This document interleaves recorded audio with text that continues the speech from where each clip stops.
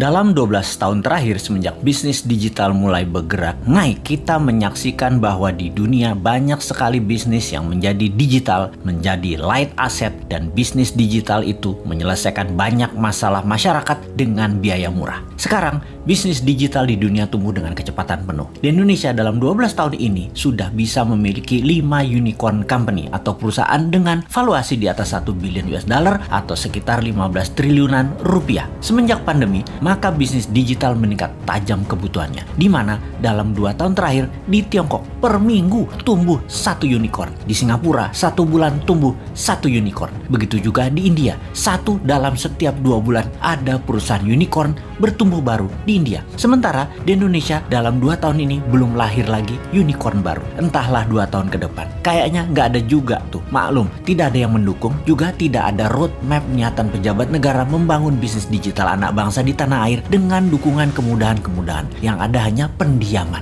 Ini faktanya. Kalau dilihat dari sisi bisnis, bagaimana kita melihat hal ini? Apakah orang Indonesia itu tidak kreatif yang bisa membuat masalah besar diselesaikan dengan teknologi digital? Atau regulasi pemerintah yang memang terlalu fokus di politik dan terlalu memikirkan pencitraan sehingga lupa mengangkat sendi bernegara lainnya seperti ekonomi, budaya, sosial, pertahanan, dan keamanan? Terlalu politik, sangat politik, serta politik adalah segalanya yang harus didulukan. Sungguh, unicorn ini berciri satu hal, semakin besar problem yang di-solve, semakin besar masalah yang terselesaikan. Maka semakin cepat perusahaan digital itu bertumbuh serta dibutuhkan karena memang menyelesaikan masalah-masalah besar tadi.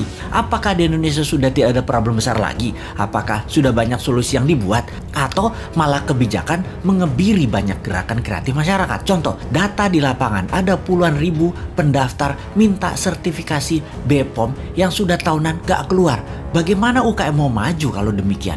Ini adalah salah satu contoh pengebirian kreativitas. Ada sisi lain lagi, di mana di dunia bisnis digital harus menggunakan server nasional sementara kita minta zero downtime. Apakah perusahaan nasional milik negara tersebut berani kasih garansi, yaitu zero downtime? Nggak ada tuh. Bahaya dalam bisnis digital misalnya kalau mau transfer duit, tahu-tahu ngedrop. Namun server dan sarana internetnya nggak berani kasih jaminan atau ganti rugi. Berat lah. Nah, itulah susahnya berbisnis dengan negara yang berbisnis, yaitu BUMN. Sementara server dan fasilitas dari luar negeri sudah lebih murah plus garansi zero downtime. Kalau lama mereka bayar penalti, tetapi nggak boleh dipakai. Kalau bisnis digital buat browsing-browsing sih aman. Yang paling ditakuti adalah pada saat upload data. Ini nggak boleh ada downtime. Jadi, wahai generasi new mind, harusnya kita mengatakan lupakan mimpi jadi Mark Zuckerberg, lupakan mimpi jadi Jack Ma-nya di Indonesia, karena perusahaan Anda sulit jadi unicorn dalam waktu yang cepat. Apakah kalau mau kaya cepat di negeri politik ini emangnya harus breaking law, merusak aturan bisnis yang ada gitu ya? Kita jadi nggak bisa alim-alim amat kalau kayak gitu, harus super kreatif mengalahkan kekakuan old mind regulator yang cari selamat di dalam menjabat, bukan malah untuk mempermudah masyarakat berusaha. Duh, lamanya 2024.